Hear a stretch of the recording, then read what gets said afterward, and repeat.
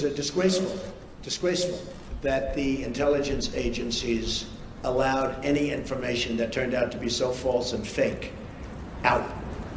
I think it's a disgrace. And I say that, and that's something that Nazi Germany would have done and did do. I think it's a disgrace. That information that was false and fake and never happened got released to the public. As far as BuzzFeed, which is a failing pile of garbage, writing it, I think they're going to suffer the consequences. They already are.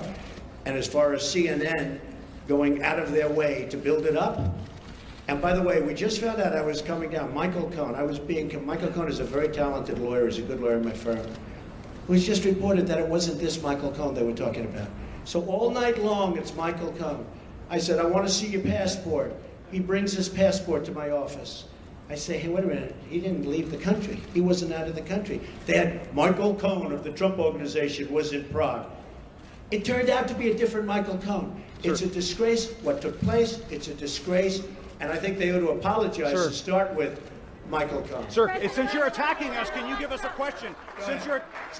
President-elect. Go ahead. Mr. President-elect, since you are attacking our news organization, can you give us a chance? Your organization. You are attacking our news organization. Can you give us a chance to ask a question, sir? Go ahead. Sir, can you state, Mr. President-elect, can you state categorically, Mr. President-elect, can you give us a question? You're attacking us. Can you give us a question? Don't be rude. Can you give us a question? I'm not going to give you a question. Can you state categorically? You are fake news. Sir, go ahead. Can you state categorically that nobody...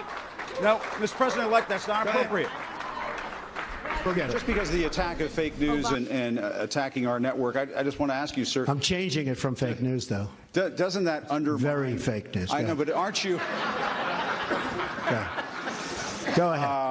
Real news, Mr. President, real news. And you're not related to our new... I am not related, sir, no. I do like the sound of Secretary Acosta, I must say. You know, I looked at that name. I said, wait a minute. Is there any relation there? Alex Acosta. I'm sure you checked that out, sir. No, I checked it. They said, no, sir. I said, do me a favor. Go back and check the family tree.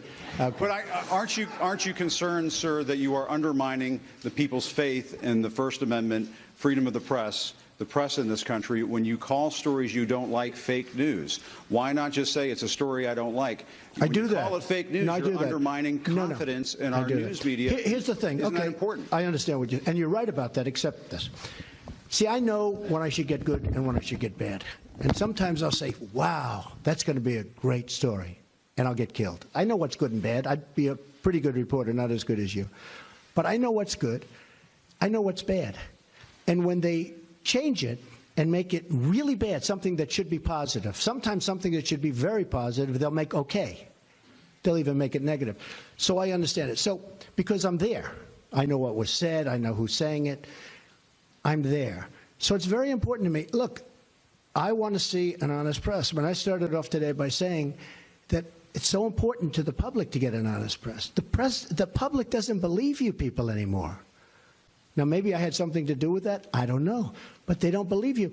If you were straight and really told it like it is, as Howard Cosell used to say, right? Of course, he had some questions also.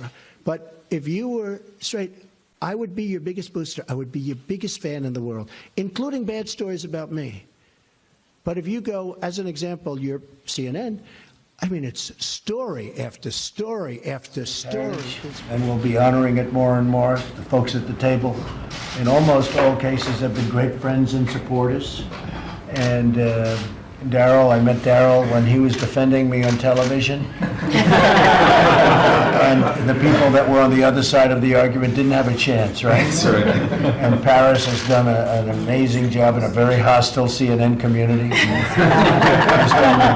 He's all by himself. And we'll have 7 people in Paris, and I'll take Paris over the 7. But I don't watch CNN, so I don't get to see you as much as I don't like watching fake news. None of us watch news anymore. But Fox has treated me very nice wherever Fox is. Thank you.